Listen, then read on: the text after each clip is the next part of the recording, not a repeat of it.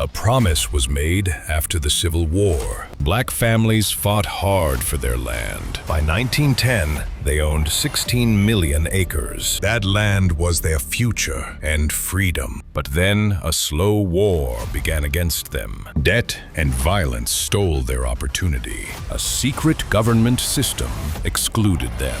They lost 90% of everything they owned. This is the shocking story of American wealth. Discover the truth that shapes today's world.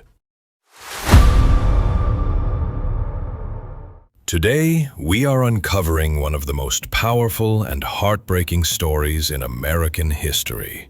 It is the story of how millions of acres of land and the wealth it held were slowly and tragically taken away from black families. This history connects directly to the money and opportunities people have today. We are going to reveal the shocking truth about how black farmers lost 90% of their land. Imagine a time right after the Civil War ended. It was a time of huge hope. Formerly enslaved people had spent their lives working the land for free, and now they finally had a chance to own it. This was the birth of a dream. In 1865, a famous promise was made: 40 acres and a mule.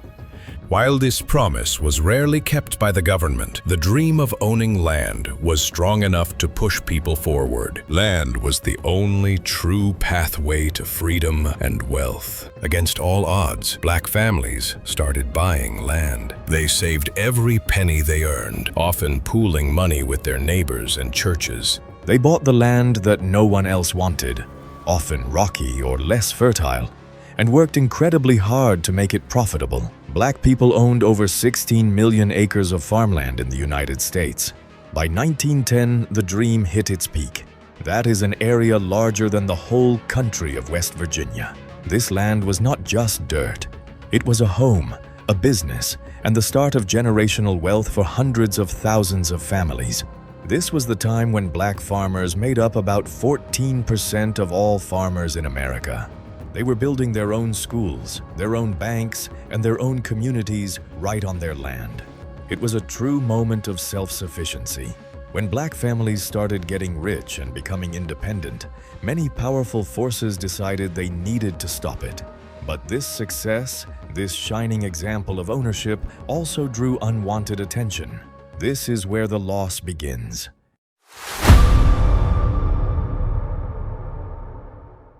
The decades after 1910 saw the start of a slow but aggressive attack on black land ownership. It was not one big event. It was 1,000 small actions that built a wall around these successful families. One major problem was racial violence and intimidation. In many parts of the South, if a black family became too successful, they risked having their farm burned, their crops ruined, or their lives threatened. This forced many to sell quickly for a fraction of the land's value and run away during the Great Migration. Another weapon used against them was debt. Many black farmers relied on local white-owned stores or banks for loans, especially to buy seeds and tools each spring. These lenders often charged much higher interest rates and used unfair accounting to trap farmers in debt that they could never pay off. If a farmer could not pay the debt, a local, often biased court would immediately take their land. It was a legal process used to steal property, and it worked on a massive scale. Then there was the issue of heirs' property. Many black families did not have legal wills because writing one could be very expensive or complicated. When the landowner died, the property would be split equally among all their children. This sounds fair, but it created a huge weakness. If one heir, just one, wanted to sell their small share, they could force a judge to sell the entire farm at auction, even if 20 other family members lived there and wanted to keep it. This legal trick, called partition sales, was a completely legal way to break up family farms and buy the land cheap.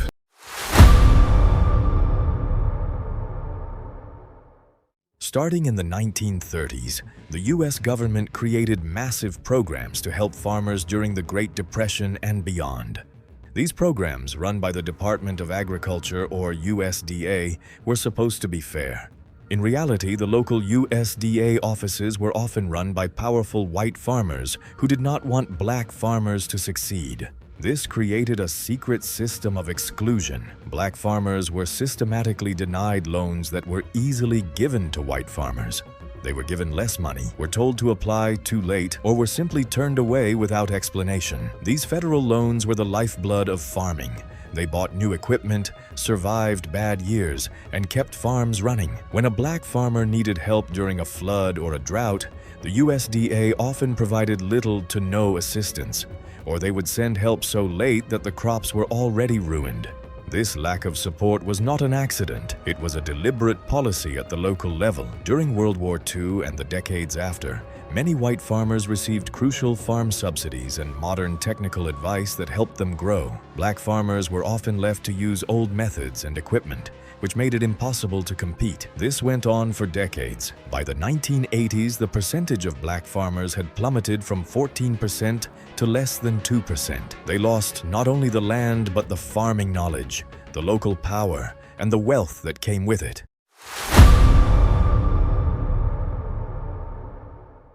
By the 1990s, the remaining black farmers were tired of being ignored and treated unfairly by the very government agency meant to help them, the USDA. They realized the discrimination was systematic and widespread. This led to one of the largest civil rights lawsuits in American history, known as Pigford versus Glickman. Thousands of black farmers came forward with stories of being denied loans, losing their land, and being harassed by local USDA officials. The farmers won the lawsuit.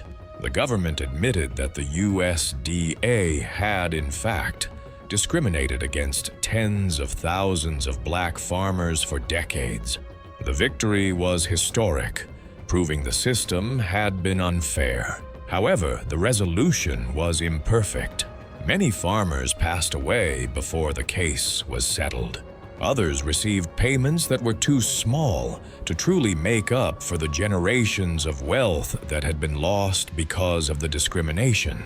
The loss of land during this entire time was often quiet, not sudden.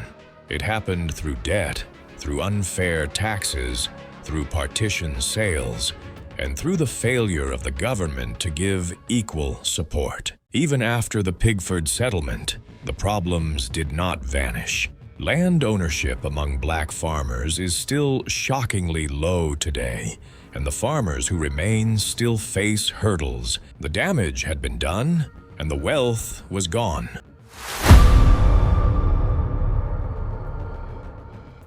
The story of black land loss is not just about farming.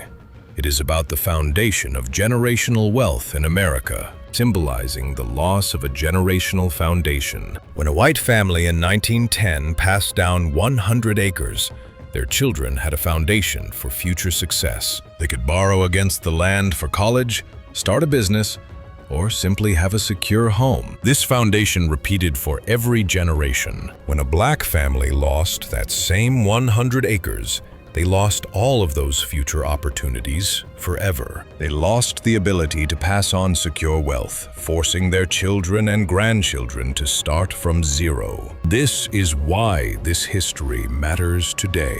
It is one of the biggest reasons for the wealth gap between black and white families in the United States. The land that was taken was worth billions, and the lost opportunity is truly priceless. Today, there is a small but growing movement of black farmers and organizations working to reclaim land, teach sustainable farming, and fight for policies that help heal this historical wound.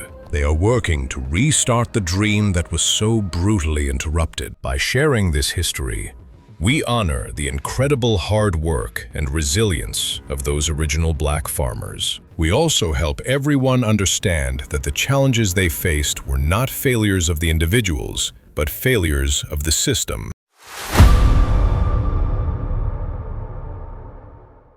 You made it to the end. What shocking fact about land loss surprised you the most? Tell us what you learned first in the comments. If you want more hidden history, please hit like and subscribe right now. What topic should we expose in the next video? Leave your suggestion in the comments below.